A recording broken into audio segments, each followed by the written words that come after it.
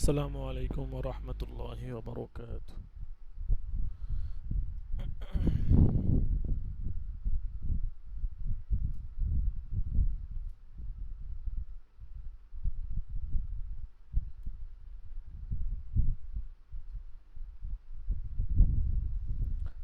আচ্ছা দেখেন, বিসমিল্লাহির রহমানির রহিম।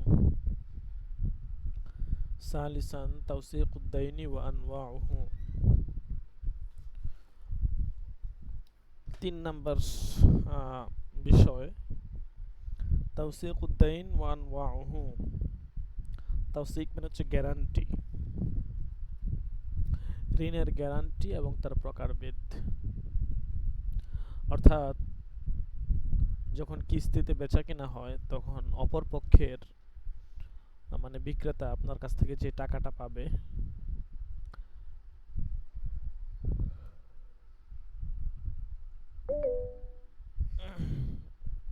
সেটা হচ্ছে আপনার ঋণ হিসাবে থাকে। এখন এই ঋণের গ্যারান্টিটা কিভাবে হবে এবং এটা কতভাবে হতে পারে এই সম্পর্কে আলোচনা। দেখেন,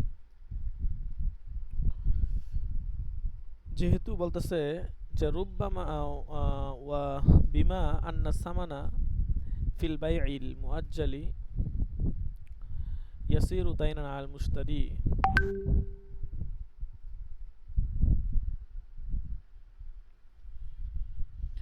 ফাওরা তামামিল আকদি فإنه يجوز للبائع أن يطالبه بتوثيق لهذا الدين أو بضمان للتجديد عند حلول الأجل.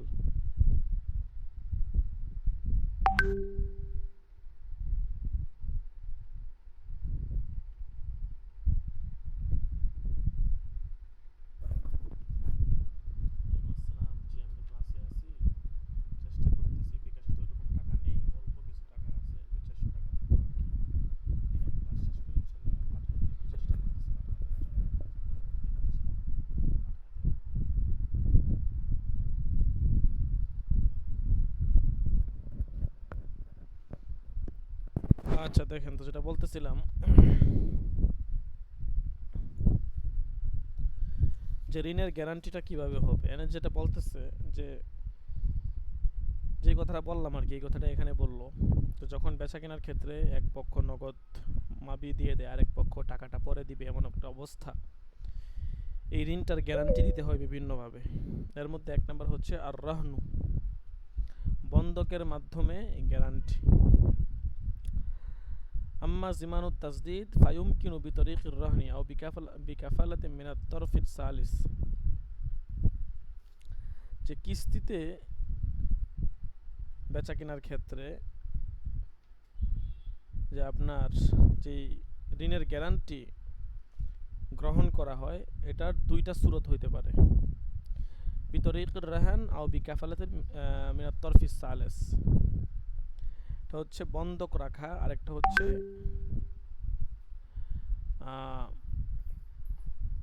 অন্য কোনো ব্যক্তির গ্যারান্টি দেওয়া আর কি।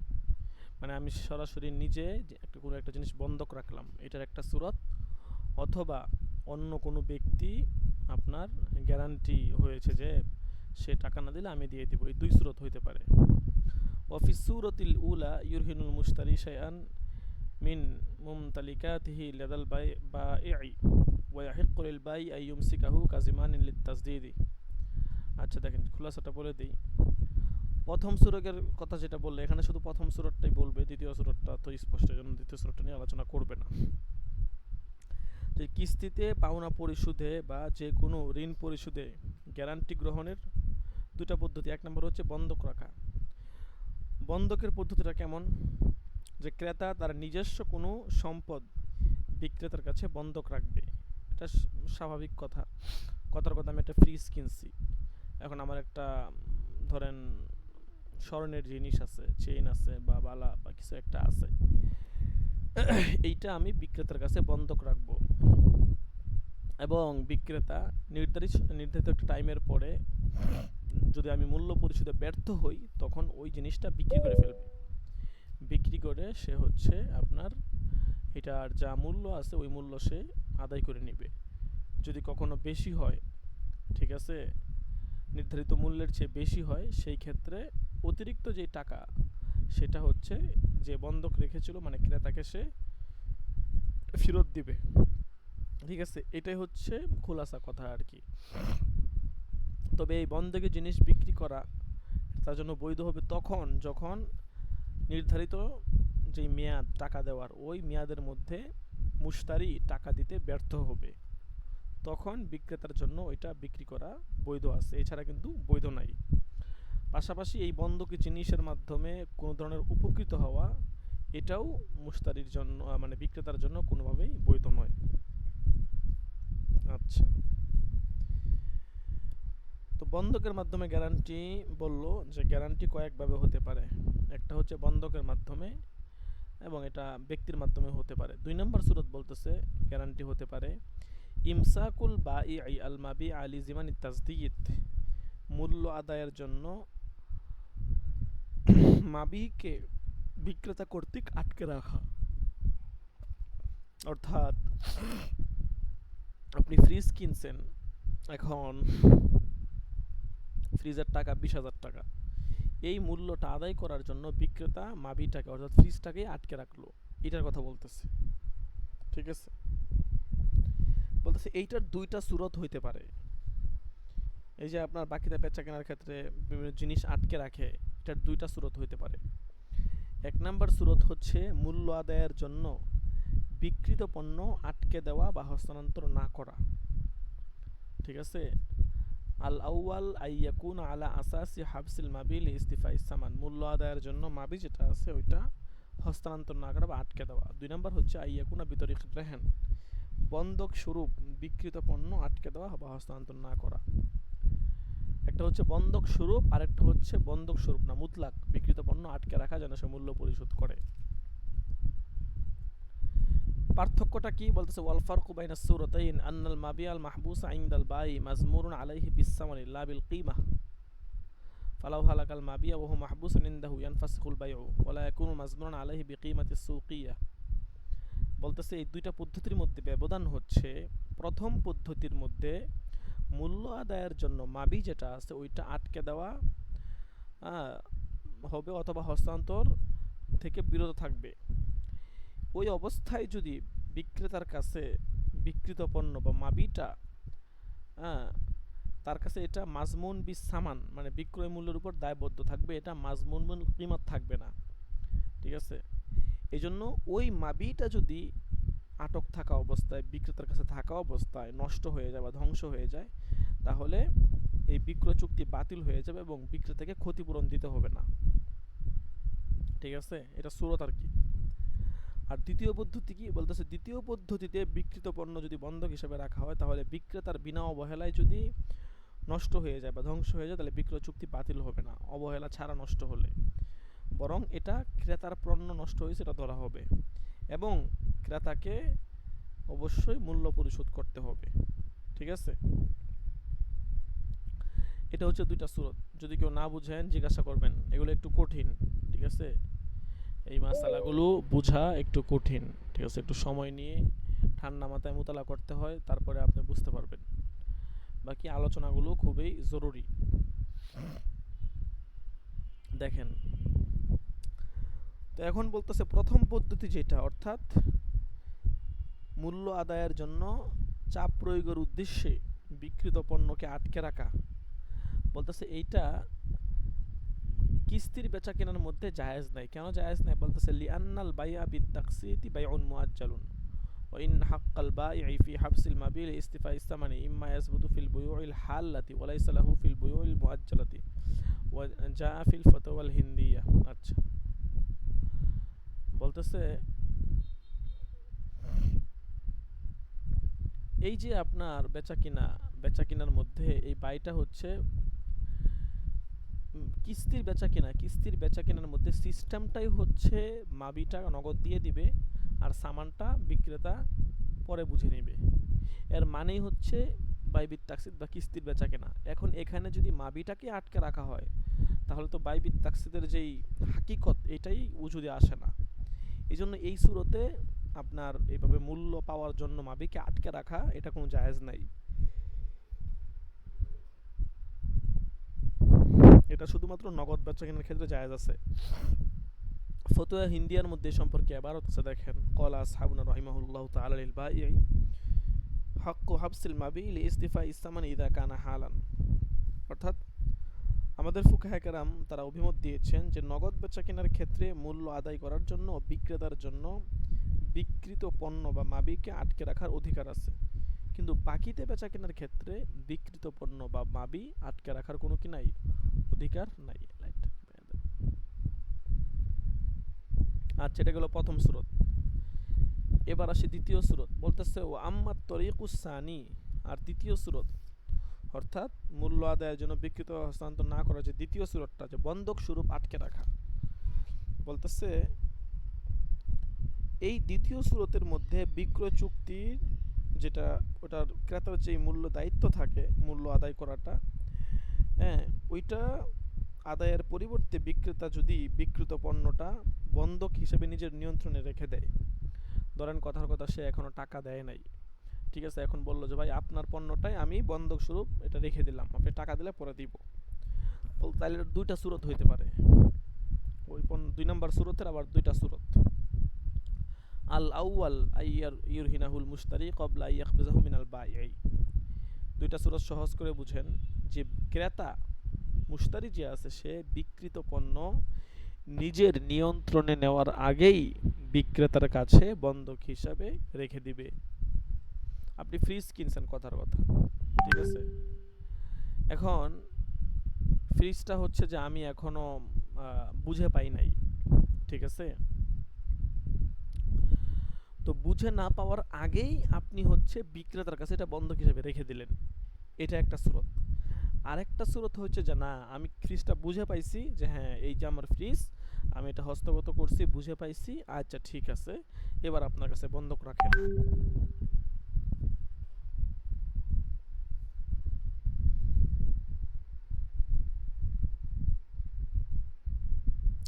এখন বলতেছে যে দুই সুরত কোনটা জায়েজ না।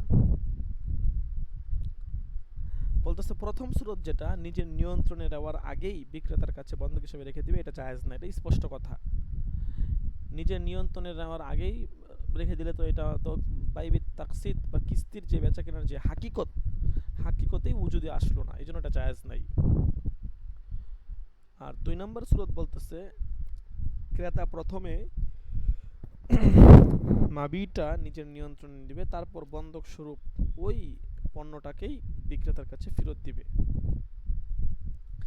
এই পদ্ধতিটাকে অধিকাংশ ফুকাহে কেরাম জায়েজ বলছেন। মুসান্নিফ এখানে কিছু এবারত আনছে। জামে সগীরে ইমাম মুহাম্মদ রহমতুল্লাহ থেকে একটা এবারত নিয়ে আসা হয়েছে যে অমানিস্তার ও সাউবান বিদারহিমা ফাকরাল মুশতারি লিল বাই আমসিক হাদা সাউব হাত্তা উতিয়াকা সামান ফাসাউবু রাহনুন, যে কেউ যদি কয়েক দিরহামে বিনিময়ে কাপড় কিনে অতঃপর ক্রেতা বিক্রেতাকে বলে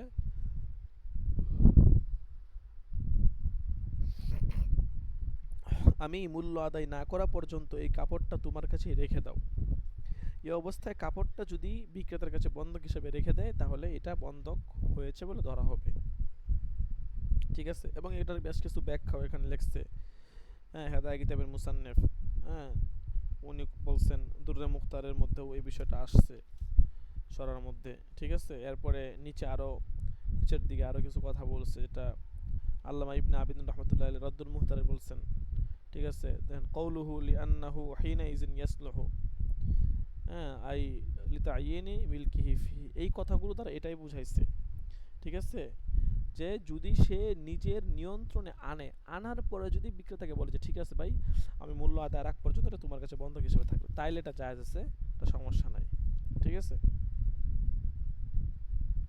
আচ্ছা, এরপর দেখেন ৩ নাম্বার পয়েন্ট, আর রহনুস সাইলু, রহনে সাইল মানে সাধারণ বন্ধক আর কি, বা সিম্পল মর্টগেজ যেটাকে বলে আর কি।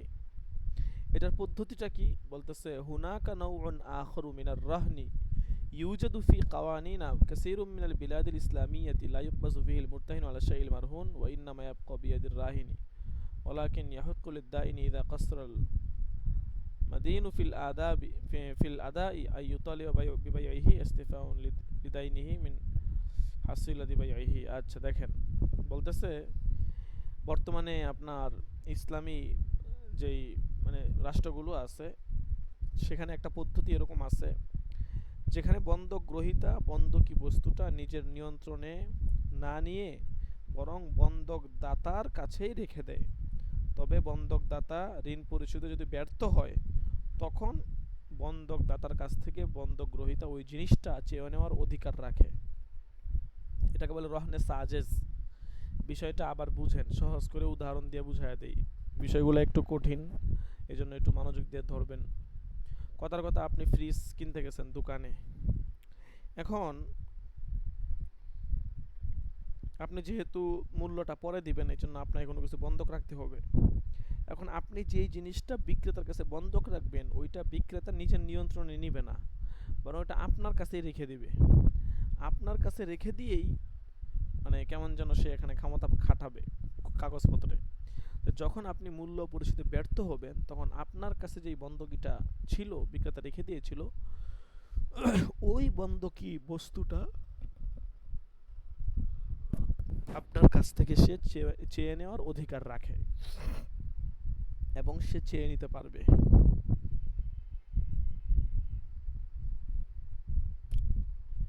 সে চেয়ে নিতে পারবে এবং চেয়ে নিয়ে যদি আপনি মূল্য পরিশোধে ব্যর্থ হন তখন চেয়ে নিয়ে হচ্ছে যে এটা বিক্রি করে দিবে, বিক্রি করে সে তার মূল্য বুঝে নিবে।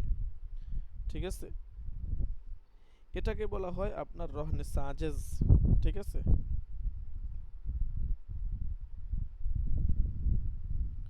আচ্ছা এখন কথা হচ্ছে ঋণের গ্যারান্টির জন্য এবং সত্যায়নের জন্য এই জাতীয় বন্ধক রাখা এই দৃষ্টিকোণ থেকে জায়েজ কিনা। এখন মুসান্নিফ রহমাতুল্লাহ একটা কথা বলছেন যে ফুকাহা কারাম বন্ধক গ্রহীতা বন্ধকি বস্তু তার নিয়ন্ত্রণে নিতে হবে এইটা অনেকে শর্ত করছেন, যেমন কোরআনে আছে ফারিহান মাকবুদ, যে আপন নিয়ন্ত্রণে কোন বন্ধক রাখো। তো এখানে যেই বন্ধকের কথা বলা হয়েছে এখানে বলছে যেহেতু নিয়ন্ত্রণ নেওয়া হচ্ছে না এই জন্য এটা জায়েজ না হওয়াই উচিত। এটা অনেক ফুকাহা কেরাম বলছেন, যেহেতু নিয়ন্ত্রণ নিতেছে না বরং এটা এই আপনার কি বলে এই মুশতারির কাছেই থাকতেছে, নিয়ন্ত্রণ বিক্রেতা নিতেছে না, এই জন্য বলছে জায়েজ না হওয়াই উচিত।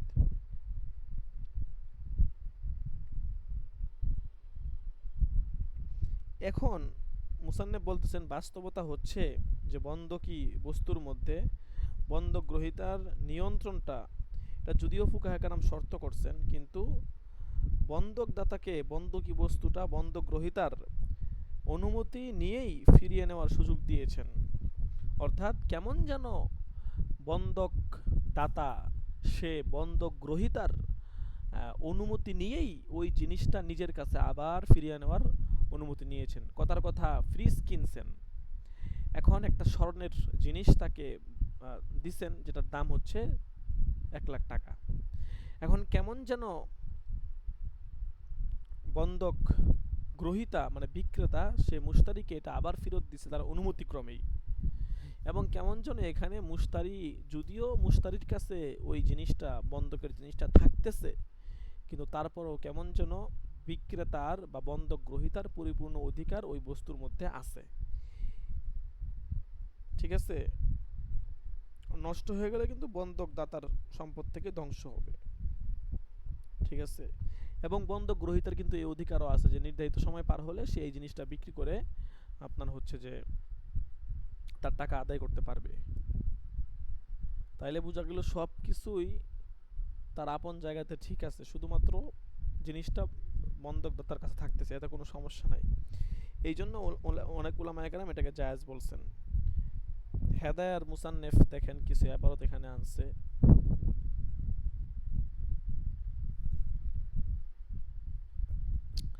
وإذا أعار المرتهن الرهن للراهن ليخدمه أو ليعمل له عملا فقبضه خرج من زمان المرتهن لمنافاة بين يد العارية ويد الرهن। এখানে এই কথাটাই বলছে।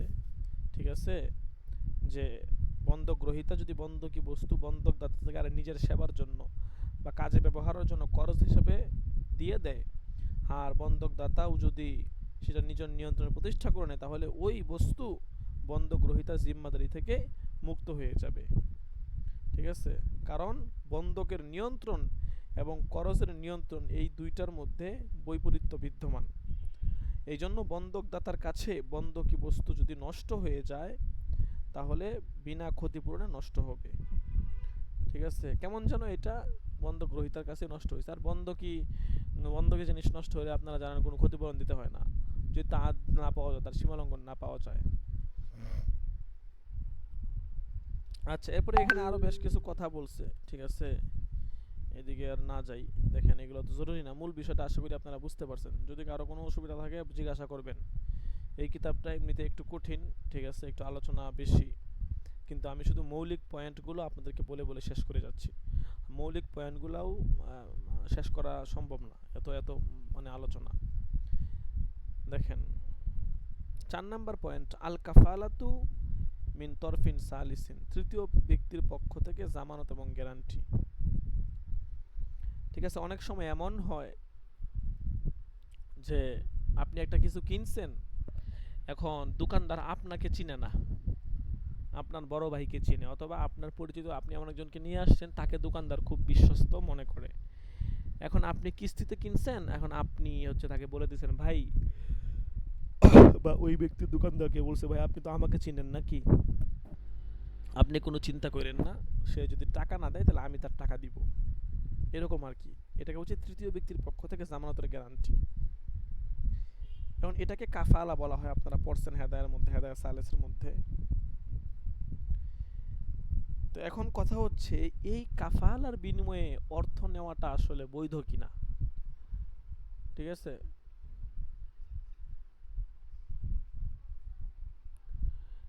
এই কাফালার বিনিময়ে অর্থ নেওয়াটা বৈধ কিনা,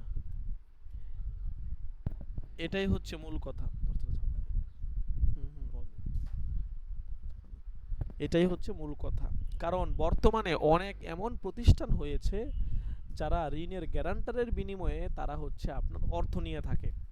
কথার কথা, একটা প্রতিষ্ঠান, হ্যাঁ,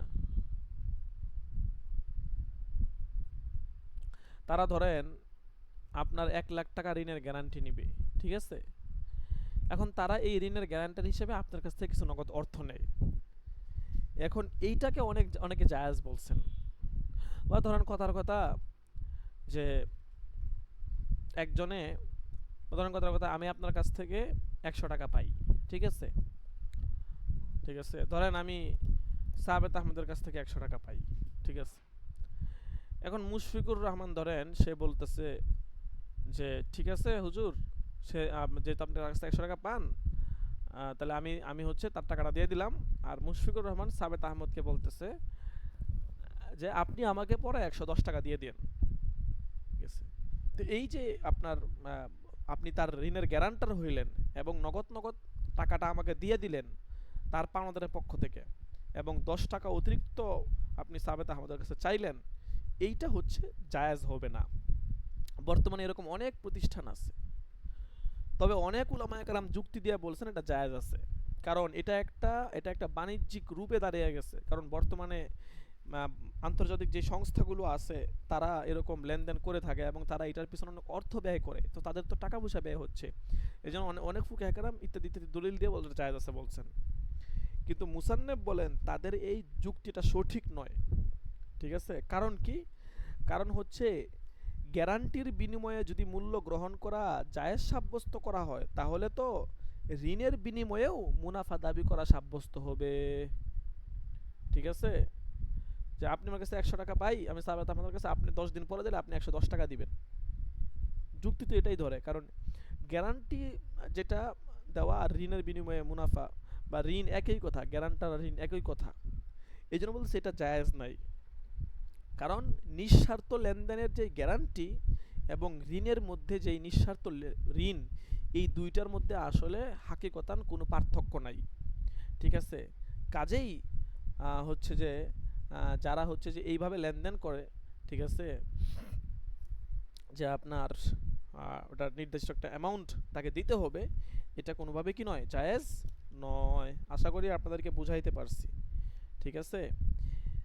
আমি কিন্তু অনেক সংক্ষেপে সংক্ষেপে বলতেছি এবং মুলাখাস মোতালা করার পরে যেটা সার নির্যাস সেটা আপনাদেরকে বলতেছি, ঠিক আছে? অন্যথায় লম্বা চূড়া আলোচনা করলে তো আপনারা বুঝতেন না।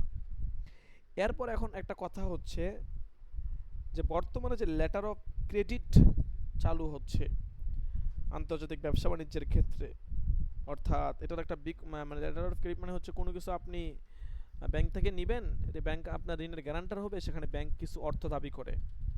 তো মুসান্নেফ এটার একটা সমাধান দিচ্ছেন, দুইটা সমাধান দিচ্ছেন।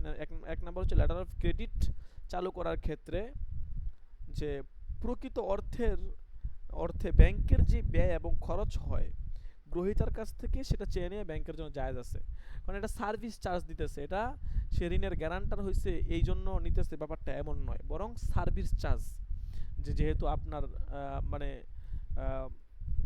আপনার একটা সুযোগ সুবিধা আমরা দিচ্ছি, ঠিক আছে, এই জন্য আপনাকে একটা সার্ভিস চার্জ আপনার কাছ থেকে কেটে নেওয়া হবে, এটা জায়েজ আছে। ২ নম্বর সূরত হচ্ছে ইম্পোর্ট করা। দেখেন আল উজরতু আলা জামিল আমালিল্লাতি ইউবাশিরুহা বিসিফাতিল ওয়াকিল ওয়া ইসতিমসারুল আউল ওয়াসিদ বানাল মাউরুদ ওয়াল মাসদার।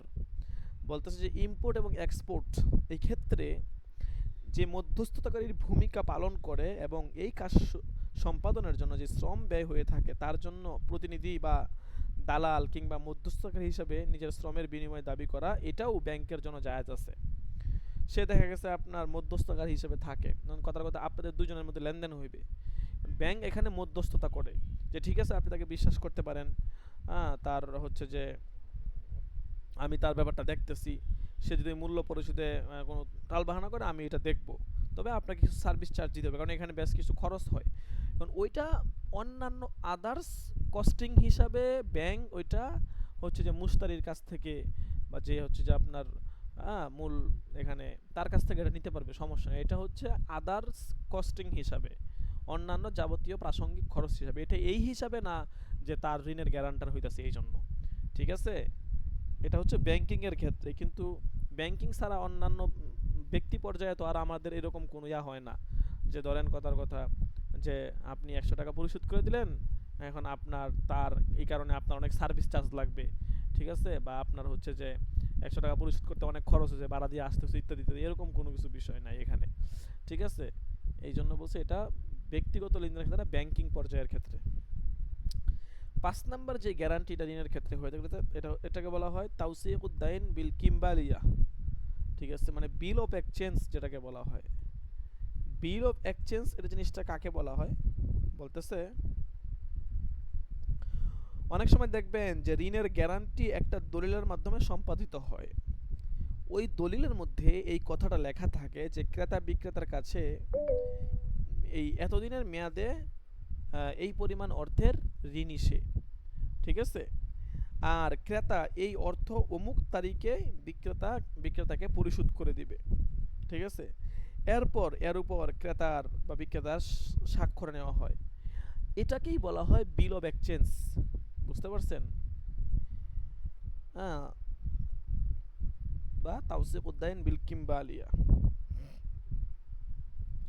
এখন ক্রেতা যে তারিখে ঋণ পরিশোধ করার অঙ্গীকার করে সেটাকে ম্যাচিউরিটি ডেট বা পাওনা অর্থ পরিশোধের তারিখ বলা হয়, বুঝতে পারছেন? এবং এইটা জায়েজ আছে শরীয়তে, এটা জায়েজ এবং হচ্ছে এটা উত্তম।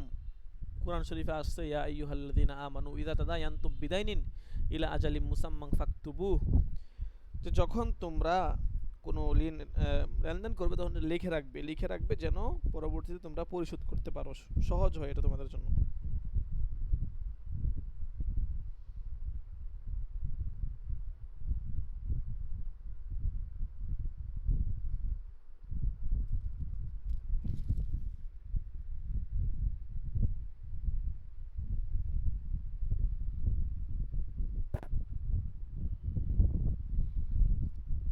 আচ্ছা, তো এখানে আবার একটা সমস্যাও আছে, এটা দেখেন বিস্তারিত আলোচনা, হ্যাঁ,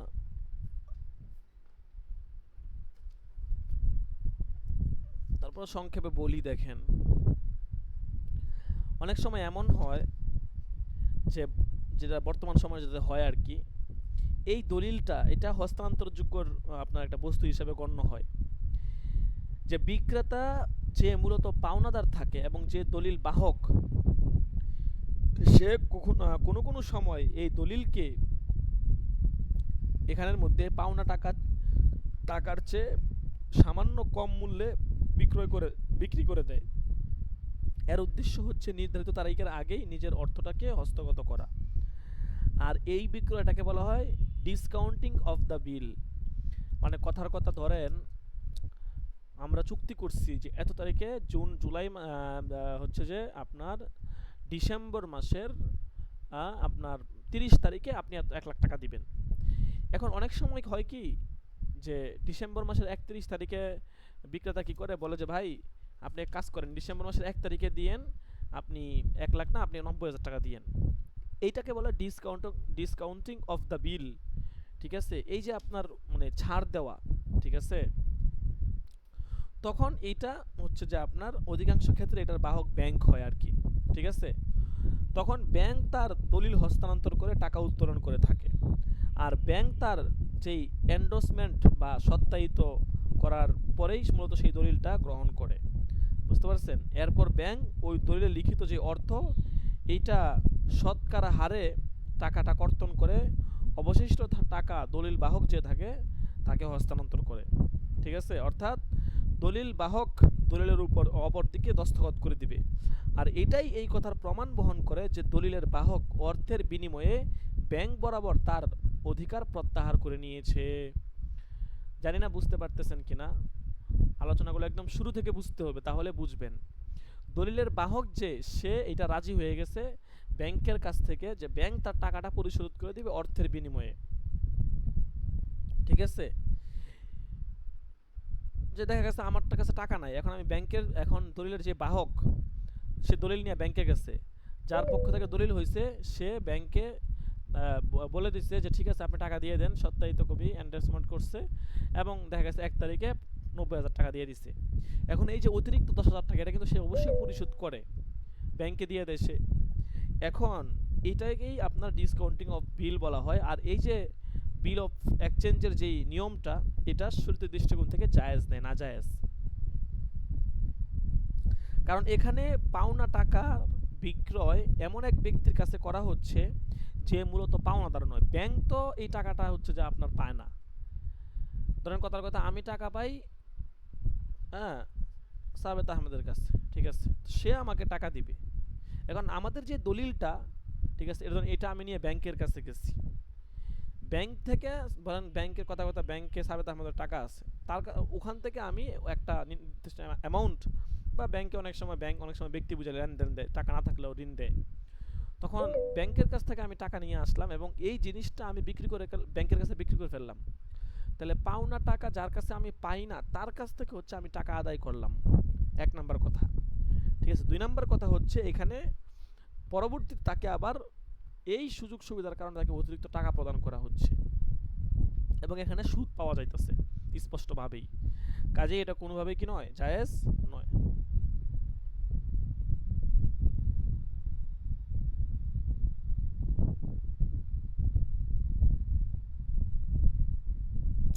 তবে এটা সঠিক করার একটা সুরতও আছে। ঠিক আছে, একজন প্রতিনিধি নিয়োগ করবে, প্রতিনিধি নিয়োগ করে, ঠিক আছে, তখন এই এই ব্যক্তি কিছু পারিশ্রমিক দিয়ে দিবে এই ব্যাংক এই প্রতিনিধিত্বের জন্য। এরপর নতুনভাবে লেনদেনের মাধ্যমে ওই ব্যক্তি মানে দলিল বাহক দলিলে লিপিবদ্ধ সমপরিমাণ অর্থ ব্যাংক থেকে ঋণ নিয়ে নিবে। এরপর ব্যাংকে এই অধিকার দিয়ে দিবে যে যখন ক্রেতা এই দলিলের উল্লেখিত অর্থ উসুল হয়ে যাবে তখন সেই যে উসুলকৃত অর্থ আছে সেটা নিজের ঋণ হিসাবে উসুল করে নিবে। এইভাবে লেনদেনটাকে সঠিক করা যায় প্রতিনিধির মাধ্যমে। আচ্ছা, যাই হোক, অনেক আলোচনা, লম্বা চড়া আলোচনা, অনেক মাথা খাটানো আলোচনা, সব ব্যাংকিং সিস্টেম। ঠিক আছে, এগুলার পরীক্ষাও 2 কিতাব একসাথে হয়তো মোটামুটি একটু কঠিন হয়, সকলে মনোযোগ দিয়ে পড়তে হবে, মোতালা করতে হবে, বেশি বেশি করে মোতালা করে আসবেন, তাইলে সহজ হবে। ঘন্টা শেষ হয়ে যেতেছে, দেখেন প্রবন্ধ আর অনেক বাকি। 4 নাম্বার পয়েন্ট হচ্ছে ইসকাত ও বাজুদ্দাইনি মোকাবেলা তাজিল, দ্রুত পরিশোধের বিনিময়ে মূল্য ছাড় দেওয়া।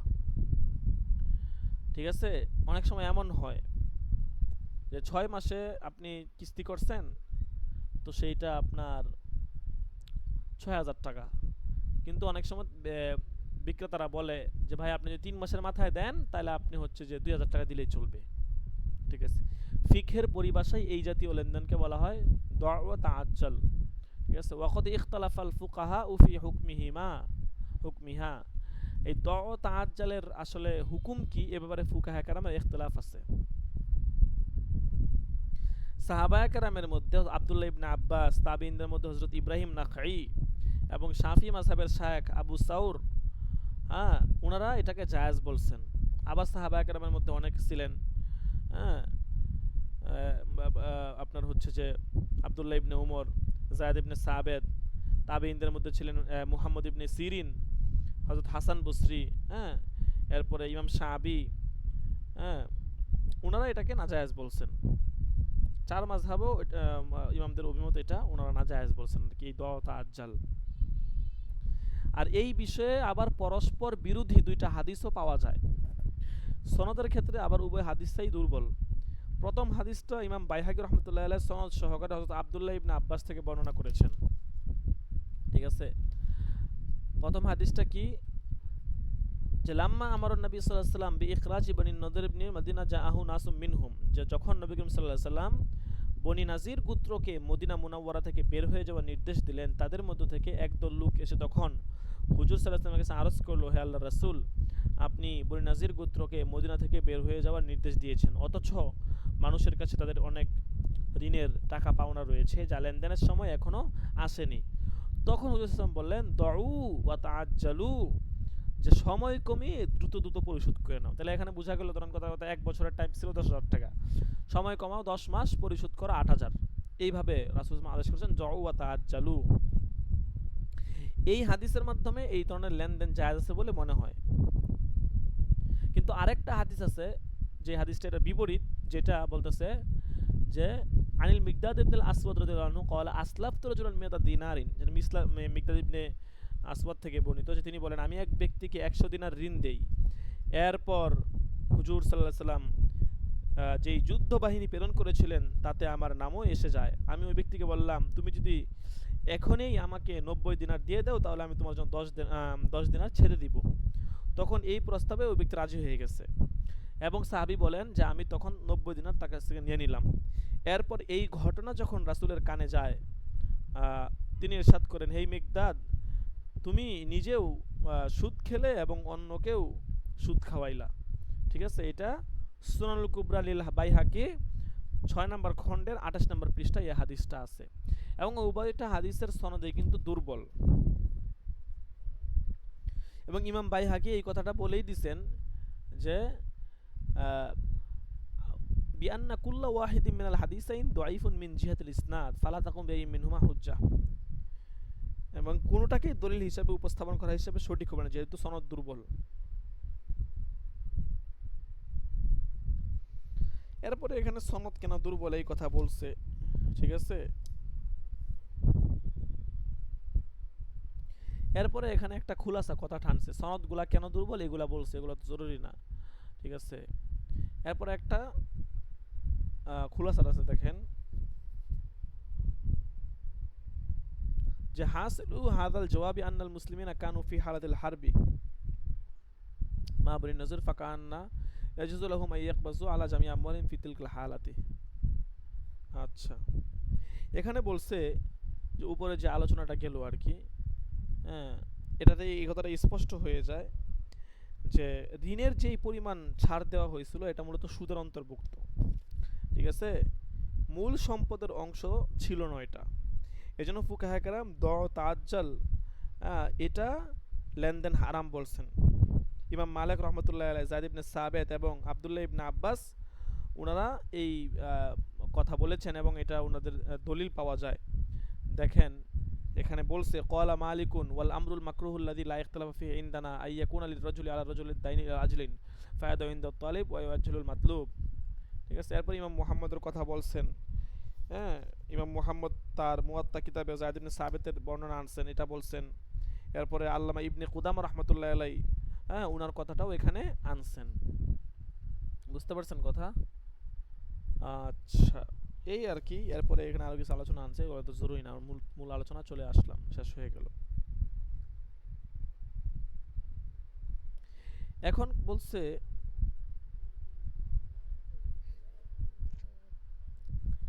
নগদ পরিশোধের ক্ষেত্রে পাওনা, নগদ পরিশোধের পাওনা যেটা, এইটার ক্ষেত্রে বলছে যে দ তাআজ্জাল, এইটার নীতিটা আসলে কি। ঠিক আছে, আগে যে আলোচনাটা গেছে এটা তো হচ্ছে বাকির ক্ষেত্রে। ঠিক আছে, দ তাআজ্জালটা ছাড় দাও এবং দ্রুত ঋণ পরিশোধ করো, এই নিষেধাজ্ঞা শুধুমাত্র বাকির মধ্যে, বাকি মেয়াদ ঋণের মধ্যে আসছে। এখন কথা হচ্ছে নগদেই পরিশোধ করছে এই সমস্ত টাকার ক্ষেত্রে আসলে এটা জায়েজ আছে কিনা। তবে মুসান্নেফ বলছেন যে এটা জায়েজ আছে। ঠিক আছে, যেমন এখানে কিছু এবারত আনছেন, হেদায়ার মুসান্নেফের এবারত। হ্যাঁ, ওমান লাহু আলা আখর আলফি দিরহাম ফাকালা আদ্দি ইলা গদাম মিনহা খামসা মিয়াহ আলা আন্নাকা বারি মিনাল ফাজল ফাহুয়া বারিউন।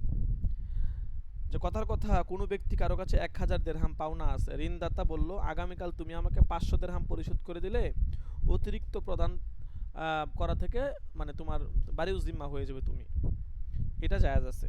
ঠিক আছে, এটা হচ্ছে নগদ, নগদ বাকি না।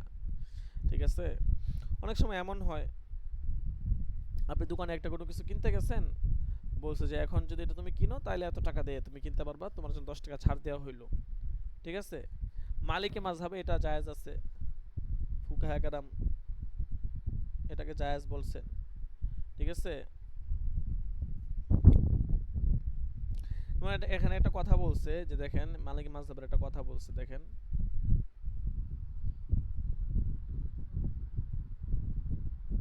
তারা দলিল দিছেন যে এই আমি ইমাম মালিকের কাছে জানতে চাইলাম যে এই ব্যাপারে আপনার অভিমত কি। যদি কোনো ব্যক্তির কাছে ঋণ হিসাবে আমি 100 টাকা পাই, আর পরিশোধের সময় যদি সময় হয়ে যায়, মানে ধরুন কালকেই পরিশোধ করতে হবে, এ অবস্থায় যদি আমি তাকে এটা বলি যে তুমি যদি মাসের শুরুতে 100 টাকা পরিশোধ করে দাও, তাহলে 1000 টাকা পরিশোধ করে দাও, 1000 টাকা আবার কথা বলেন, তাহলে বাকি 900 টাকা তোমার থাকবে 100 টাকা পরিশোধ করে দিলে। আর যদি মাসের শুরুতে পরিশোধ না করো তাহলে তোমার পুরো 1000 টাকায় পরিশোধ করতে হবে। তো ইমাম মালিক বলছেন এটাতে কোনো ক্ষতি নাই। ঠিক আছে, মাসের শুরুতে শুরুতে যদি ওই ব্যক্তি মানে 100 টাকা পরিশোধ করে, তাহলে এটা এমনই হবে, অর্থাৎ যেটা তুমি বললে আর কি। আর বাকি 900 টাকা তার দায়িত্ব থেকে মুক্ত হয়ে যাবে। আর যদি মাসের শুরুতে সে এই টাকা পরিশোধ না করে, তাহলে পরে তাকে পুরো ঋণের টাকা পরিশোধ করতে হবে। এই হচ্ছে কথা। এরপরে আরো বেশ কিছু কথা আছে, খুলাসা কথার দিকে আসি। দেখেন,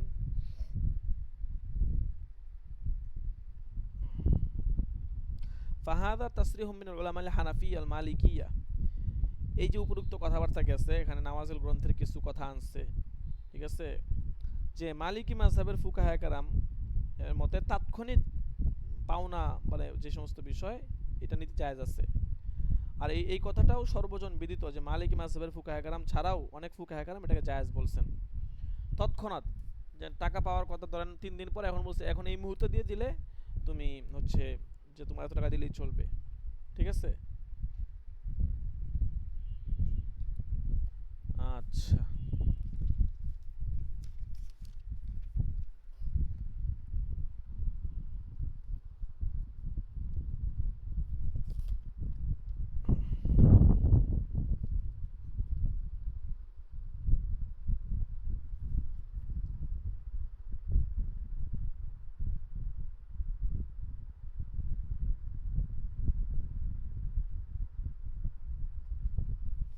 এরপরে এখানে এটা জায়েজ আছে, এখানে আর অনেক কিছু যুক্তি তুক্তি বলছে আর কি। ঠিক আছে, অনেক কথাই বলছে। এরপরে দেখেন, সময় হয়ে গেছে, দ্বিতীয় ঘন্টা হুজুরের ক্লাস করাবে।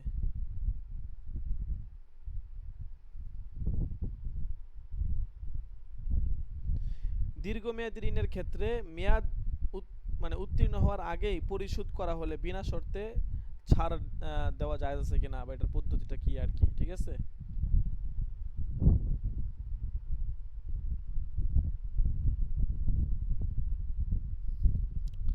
অর্থাৎ ঋণ পরিশোধ করার ক্ষেত্রে ছাড় দেওয়া এটা জায়েজ হবে না, ঠিক আছে, দীর্ঘমেয়াদী ঋণের ক্ষেত্রে, ঠিক আছে।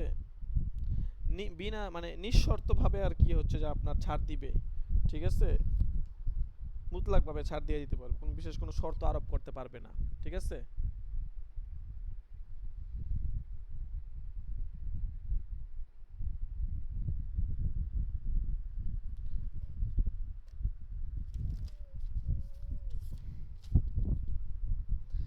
এরপরে আরেকটা পয়েন্ট আনছে এখানে, এটাই সর্বশেষের দিকে পয়েন্ট দেখেন, ঠিক আছে, যে এখানে বলতেছে যে কথার কথা একটা কিস্তির টাকা পরিশোধ করতে ব্যর্থ হয়েছে, এখন বাকি সমস্ত কিস্তির টাকা একসাথে যদি আপনার চেয়ে বসে, এইটা আসলে কতটুকু বৈধ হবে, ঠিক আছে। বলতেছে বেচা কেনার সময় যদি এরকম শর্ত থাকে যে যদি ক্রেতা নির্দিষ্ট সময়ে কোনো একটা কিস্তির টাকা পরিশোধ করতে ব্যর্থ হয় তাহলে পরবর্তী সব কয়টা কিস্তি একসাথে দিতে হবে, তাহলে এটা আপনার ওইভাবে নিতে পারবে, আদায় করতে পারবে, দাবি করার অধিকার রাখবে, জায়েজ আছে। এখন প্রশ্ন হচ্ছে এই জাতীয় শর্ত জায়েজ আছে কিনা। বলতেছে খুলাসাতুল ফতুয়াতে একটা ইবারত আছে, মুসান্নফ এখানে আনছেন, দেখেন, ওয়ালাউ ক্বালা কুল্লামা দাখালা নাজমুন ওয়ালাম তুআদ্দা ফালমালু হালুন সাহহা ওয়া ইয়াসিরুল মালু হালান, ঠিক আছে, যে বিক্রেতা যদি বলে কিস্তি আদায়ের সময় সমাগত হওয়ার পরেও যদি তুমি কিস্তি আদায় না করো তাহলে ওই অবস্থায় যত পাওনা আছে তৎক্ষণ আদায় করতে হবে, এমন শর্ত করা যায় আছে, খুলাসাতুল ফতুয়াতে এটা আছে।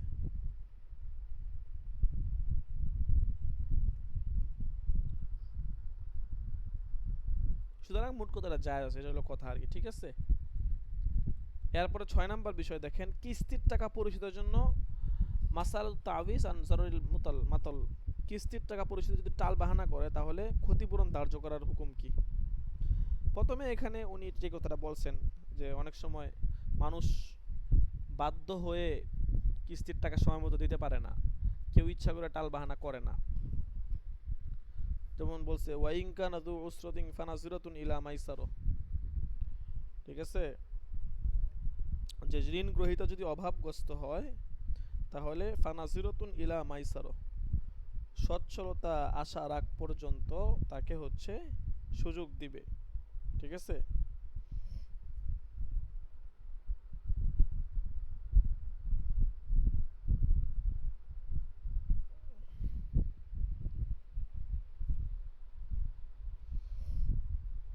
এই জন্য সচ্ছলতা আশা রাখ পর্যন্ত তাকে সুযোগ দিতে হবে। এরপর কথা হচ্ছে যদি টাকা সময় মতো না দেয় তাহলে বিভিন্ন ধমকি চমকি আছে, যেমন কথার কথা হাদিসে আছে মাতলুল গনি জুলমুন, বিত্তবান এবং সম্পদশালী যারা আছে এরা যদি টাল বাহানা করে এটা জুলুম বলে গণ্য হবে, ঠিক আছে। আরেকটা পদ্ধতি আছে, সেটা হচ্ছে তাজিরি শাস্তির ব্যবস্থাপনা করা আর কি, ঠিক আছে, অর্থাৎ ইসলামী শরীয়ত যদি চায় সে অবহেলা করার কারণে তাকে কোনো এরকম শাস্তি ধার্য করতে পারবে, এটা এটা রাষ্ট্রের জন্য এই অধিকার আছে, ঠিক আছে। কারণ এরকম কোনো যদি মানে কোনো শাস্তি যদি না দেয়, ঠিক আছে, তাহলে তা করতে পারবে। তবে এখন কথা হচ্ছে আর্থিক ক্ষতি ধার্য করতে পারবে কিনা। এখন অনেকে বলছে যে আর্থিক ক্ষতি, অনেক উলামায়ে কেরাম বলছেন, ঠিক আছে, আর্থিক ক্ষতিপূরণ উসুল করতে পারবে, ঠিক আছে, এটাকে মালে মুআওয়াজা মানে আর্থিক ক্ষতিপূরণ, এটা অনেকে জায়েজ বলছেন, এবং যারা এটাকে জায়েজ বলছেন তারা সুদের মধ্যে এবং আর্থিক ক্ষতিপূরণের মধ্যে পার্থক্যটা কি সেটাও বলছেন। তারা প্রথমে বলছেন যে সুদ এটা ঋণ গ্রহীতার উপর সর্বাবস্থায় অপরিহার্য হয়, যে ঋণ নেয়, কিন্তু আর্থিক ক্ষতিপূরণটা এটা কিন্তু সর্বাবস্থা অপরিহার্য হয় না, যখন সে ঠিকমতো টাকা দিতে পারে না তখনই আর্থিক ক্ষতিপূরণ আসে। এই জন্য বোঝা গেল সুদ আর আর্থিক ক্ষতিপূরণ যেটা হয় এটা দুইটা আলাদা বিষয়। আর 2 নম্বর কথা হচ্ছে ঋণ পরিশোধে বিলম্ব হলেই সুদ তাৎক্ষণিকভাবে অপরিহার্য হয়ে যায়, মানে যত দিন যায় তত সুদ বাড়ে, যত দিন যায় তত সুদ বাড়ে, ঠিক আছে। আর আর্থিক ক্ষতিপূরণটা তখনই অপরিহার্য হয় যখন এটা নিশ্চিতভাবে প্রমাণিত হয় যে ঋণ দাতা মানে ঋণ গ্রহীতা যে ঋণটা নিয়েছে সে হচ্ছে যে আপনার নিশ্চিতভাবে সে টালবাহানা করতেছে, তখনই আর্থিক ক্ষতিপূরণটা আসে। এবং তারা অনেক দলিল দিচ্ছেন, বলছেন যে লা দরর ওয়ালা দিরারা, নিজে ক্ষতির সম্মুখীন হওয়া যাবে না এবং অন্যকেও ক্ষতির সম্মুখীন করা যাবে না, এরকম তারা অনেক দলিল দিয়েছেন।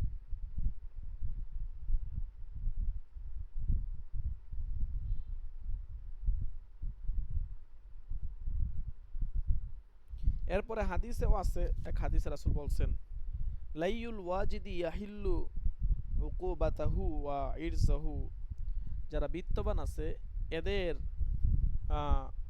তালবাহানা, তাকে শাস্তি দেওয়া এবং তার সম্মানে আঘাত করা, এটা আমার জন্য বৈধ হয়। হাদিসে কিন্তু স্পষ্ট ভাষায় আছে।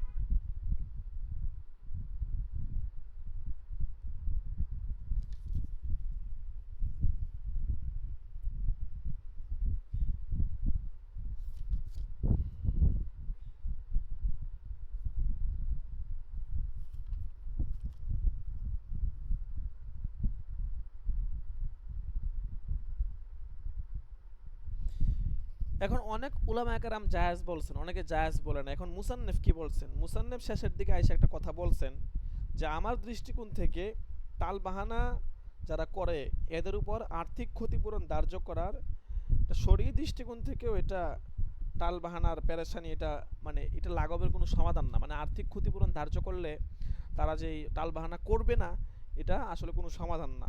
তাহলে এখন সমাধানটা কি? এখন উনি বলছে যে এই সমাধান, এটা আমি যে উনি একটা সমাধান দিছে, উনি বলছে যে উনি বেশ কয়েকটা কথা বলছে যে ব্যাংক হচ্ছে ওই ব্যক্তির উপর অনেক চাপ প্রয়োগ করবে, ঠিক আছে,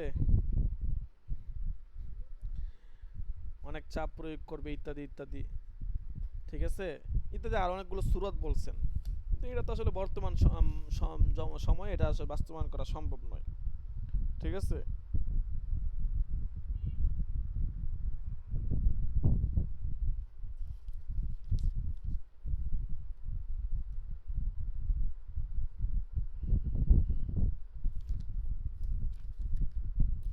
সর্বশেষ একটা কথা বলে শেষ করে দিচ্ছি, এটাই সর্বশেষ পয়েন্ট ছিল, যে ঋণ গ্রহীতার যদি মৃত্যু হয় তাহলে অবশিষ্ট ঋণের হুকুম কি।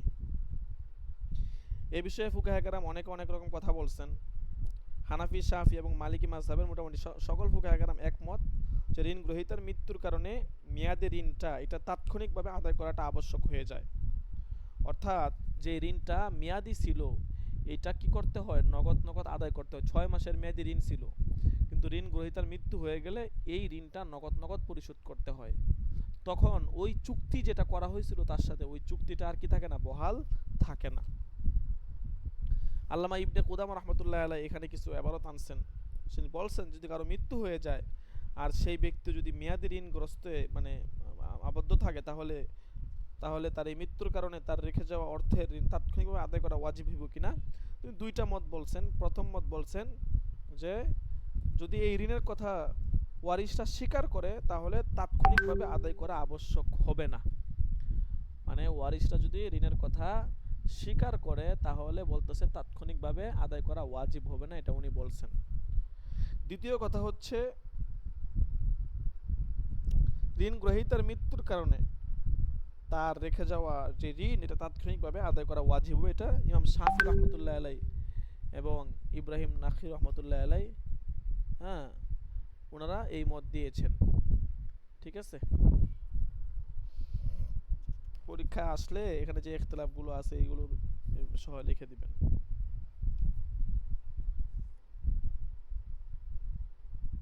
মুসান্নফ ওখানে ওনার নিজের মত বলছেন, ঠিক আছে। উনি বলছেন যে আমার ব্যক্তিগত মত হচ্ছে, যদিও জমহুর ফুকাহে কেরাম বলছেন যে এবং মালিকি মাযহাব এটা এবং অনেক উলামায়ে কেরাম বলছেন যে ঋণ গ্রহীতার মৃত্যুর পর তাৎক্ষণিকভাবে ঋণ পরিশোধ করতে হবে।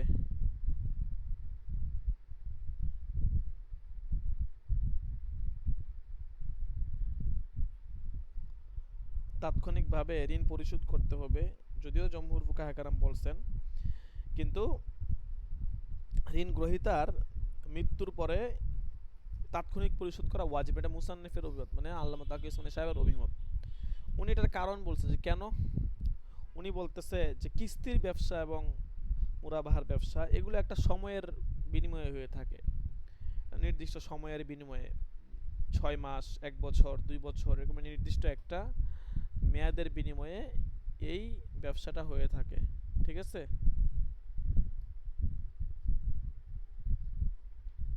তো এখন যদি মনে করেন নির্দিষ্ট সময়ে তাকে দেওয়া না হয়, তাহলে তো এটা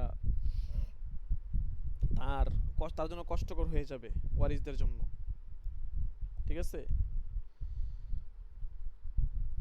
এখন বলতেছে যদি দুইটা মত থেকে তাৎক্ষণিক আদায়ের যেই ওয়াজিব হওয়ার যে মতটা যদি এটা গ্রহণ করা হয়, তাহলে এ অবস্থায় ঋণ গ্রহীতার ওয়ারিসদের ক্ষতির সম্মুখীন হতে হয়, কারণ এত টাকা এই মুহূর্তে কেমনে ব্যবস্থা করবে। অনেক সময় পাওনা টাকা থাকলে টাকা পয়সা ম্যানেজ করতে একটু সময় লাগে। ঠিক আছে। তো ওয়ারিসদের এটা ক্ষতির সম্মুখীন হবে। যেন মুসান্নেফ বলতেছেন দুইটা অভিমতের যে কোনো একটা অভিমত গ্রহণ করা যেতে পারে। মুতাআখিরিন হানাফি যারা ছিলেন তারা ঋণ পরিশোধের নির্দিষ্ট সময় থেকে যতটুকু সময় এখনো বাকি আছে সেই সময়ের বিনিময়ে যতটুকু লভ্যাংশ দাঁড়ায় সেই মানে মূল্যের সেই অংশটা বাদ দিয়ে দিবে ওনারা বলছেন।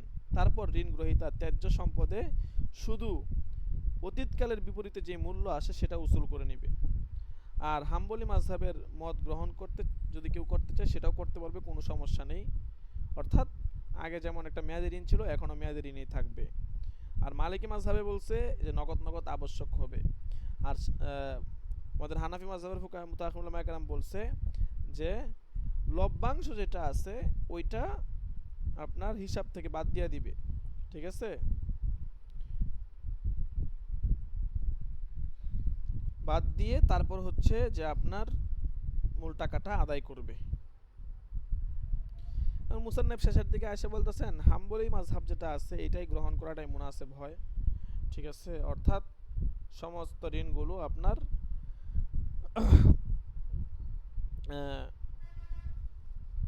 যেটা বললো আর কি, আগে যেমন মেয়াদি ঋণ ছিল মৃত্যুর পরও তেমন মেয়াদি ঋণেই থাকবে, যে 6 মাসের কিস্তি করা হয়েছিল মৃত্যুর পরেও 6 মাসের কিস্তি হবে, এরকম মেয়াদি ঋণেই থাকবে। ঠিক আছে। এটা হচ্ছে হাম্বলি মাযহাবের ফুকাহে কেরামের অভিমত। বুঝতে পেরেছেন। এবং মুসান্নেফ হাম্বলি মাযহাবের ফুকাহে কেরামের এই অভিমতটা গ্রহণ করার পক্ষে মত দিয়েছেন। আচ্ছা। তো এই ছিল আজকের পর্যালোচনা পড়া। মোটামুটি অনেকগুলো বিষয় এখানে গেছে।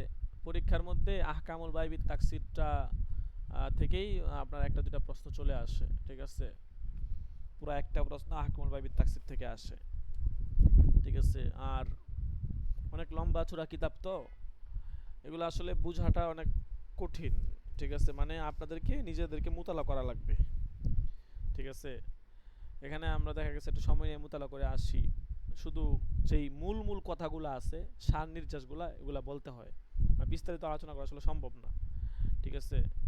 সময় শেষ, অলরেডি 10 মিনিট চলে গেছে। হুজুরকে নক দিলাম, হুজুরের মনে একটু রাস্তায় আসছে, তো বললো যে 5-10 মিনিট একটু পরে জয়েন হইতেছি।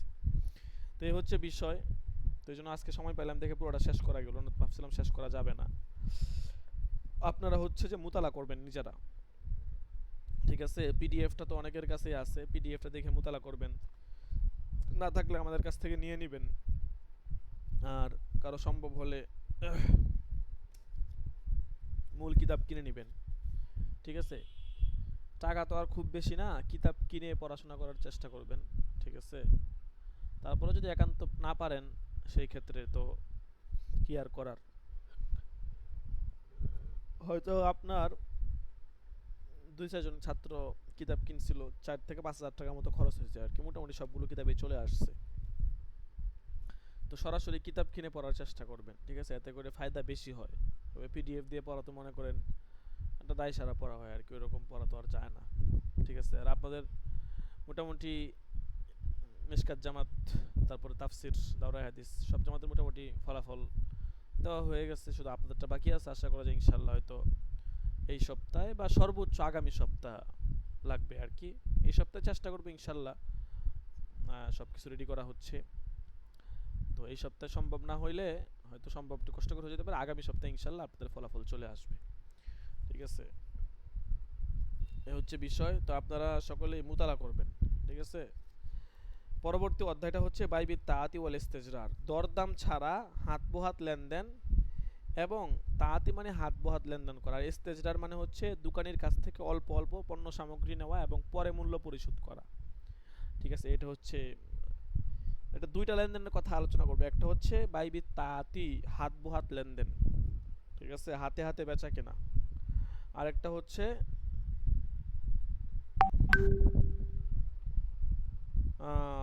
বাইবিল ইস্তেজরার, যেটাকে বলা হয় দোকানি কাছ থেকে অল্প অল্প পণ্য সামগ্রী নেওয়া। ঠিক আছে,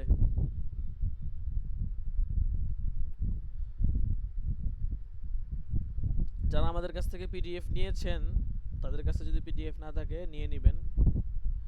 আর যারা আমাদের কাছ থেকে পিডিএফ নেন নাই, কিতাবাদির পিডিএফ বা পিডিএফ এর ফি প্রদান করেন নাই, তারা হচ্ছে প্রতি কিতাবের হাদিয়া মূল্য হচ্ছে 100 টাকা। 100 টাকা ফি প্রদান করে ইনশাল্লাহ কিতাব নিয়ে নেবেন। ঠিক আছে,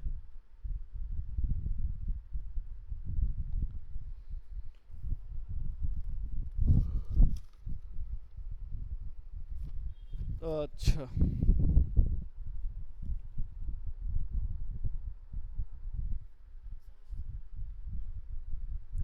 তাহলে আগামী সবকে এই বাইবিত তাআতি ওয়াল ইস্তিজরার, দরদাম ছাড়া হাত বোহাত লেনদেন এবং দোকানের কাছ থেকে অল্প স্বল্প পণ্য সামগ্রী নেওয়ার বিধান কি, ঠিক আছে, এইগুলা ভালো করে পড়ে আসবেন।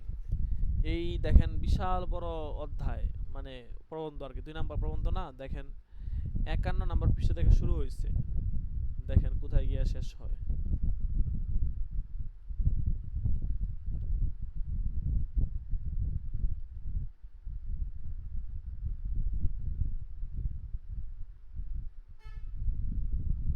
প্রায় 25 পৃষ্ঠার মতো।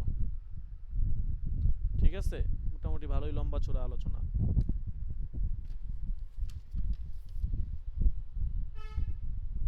আচ্ছা, যতটুকু অল্প একটু সময় আছে হুজুর, আস্তে আস্তে আমি তাহলে আপনাদেরকে একটু প্রাথমিক একটা ধারণা দিয়ে দেই, তাহলে পরবর্তীতে আমরা মানে একটু আগায় নিতে পারবো আর কি।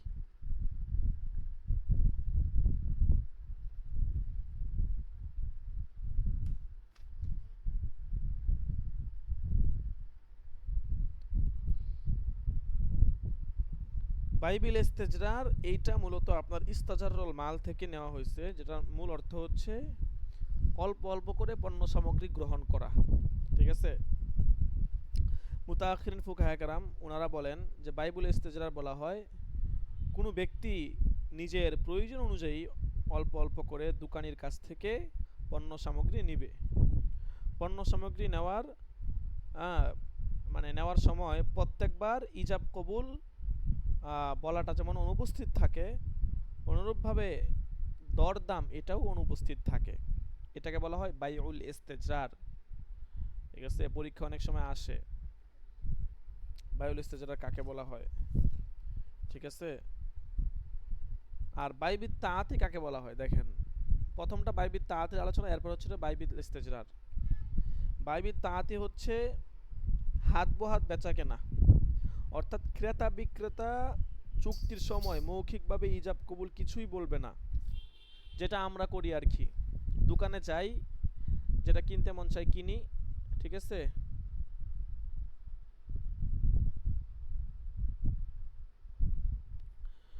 কেনার পর এরপর টাকা দিয়ে নিয়ে আসি, এখানে ইজাব কবুল আমরা কিছুই বলি না। ঠিক আছে, টাকা দেই এরপরে নিয়ে আসি, এইভাবে হচ্ছে আমরা লেনদেন করি আর কি। ঠিক আছে, এইটাকে বলা হয় বাইবিত তাআতি, হাত বহাত বেচা কেনা। এই হাত বহাত বেচা কেনা এটা দুই প্রকার। ঠিক আছে, দেখেন আল আউয়াল আইয়াতালাফাজ আহাদুহুমা বিল ইজাব, প্রথমটা হচ্ছে ক্রেতা বিক্রেতার যে কোনো একজন মৌখিকভাবে ইজাব সে পেশ করবে, আর অন্যজন কাজের মাধ্যমে ওই প্রস্তাব সে গ্রহণ করবে। যেমন ক্রেতা বলবে আমাকে 1 টাকা মূল্যের একটা রুটি দেন, এই কথা বললো আর কি, আর বিক্রেতা মুখে কিছু না বলে তাকে চুপচাপ রুটিটা দিয়ে দিল। ঠিক আছে, আবার ক্রেতা তাকে টাকা দিয়ে দিল। এইভাবে হচ্ছে আপনার আহ, বাইবেল ইজাব কবুল হয়ে গেল। ঠিক আছে, এরপর দেখেন 2 নম্বর হচ্ছে ক্রেতা বিক্রেতা কেউ মুখ খুলে কিছু বলবে না। একটা তো হচ্ছে ক্রেতা কিছু বলবে, 2 নম্বরটা হচ্ছে কেউ কিছু বলবে না, জাস্ট দোকানে ঢুকবে, কিছু টাকা দিবে, নিয়ে তারপরে চলে আসবে। ঠিক আছে, এরপরে এখানে বাইবির তাহাতির মানে বেচা কিনা জায়েজ নাকি না জায়েজ, হ্যাঁ, হানাফি মাযহাবের কি মত, কোন মাযহাবের কি মত, বিস্তারিত লম্বা চড়া আলোচনা আর কি। আপনারা মুতালা করে আসবেন, বারবার বলতেছি। দেখেন, এই আলোচনাগুলো আপনারা যদি মুতালা না করেন, অন্যান্য কিতাবাদি মুতালা না করলে আপনারা হয়তো বুঝেন মাসলা মাসাইল টুকটাক, একদম কঠিন কিছু না, মোটামুটি বুঝেন এবং আশা করা যায় যে ধরতে পারেন। কিন্তু এটা মুতালা না করলে কিছুই বুঝবেন না। এটা আলোচনাগুলো একটার সাথে আরেকটা সংশ্লিষ্ট। মুতালা না করলে আপনার কাছে কেমন মানে অস্পষ্ট অস্পষ্ট মনে হবে আর কি, কঠিন মনে হবে আলোচনাগুলো। সময় নিয়ে মুতালা করবেন, ঠিক আছে? মুতালা করলে তখন স্পষ্ট হবে।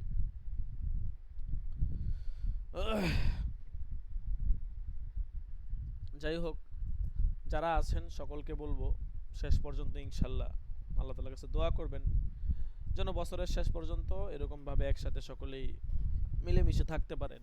ঠিক আছে, আসলে সবার পড়ার সৌভাগ্য হয় না, বুঝতে পারছেন? যেমন এই পরীক্ষায়, ঠিক আছে, 2-3 জন ছাত্র পরীক্ষার ফিও দিছে এবং তাদের বেতনও ক্লিয়ার। পরীক্ষার ফিও দিছে, বেতনও ক্লিয়ার, সব কিছু ওকে, কিন্তু কোনো এক গাইবী সমস্যার কারণে, ঠিক আছে, কোনো এক গাইবী সমস্যার কারণে হচ্ছে যে আপনার তার পড়াশোনা হয়তো চালিয়ে যাওয়া সম্ভব হচ্ছে না।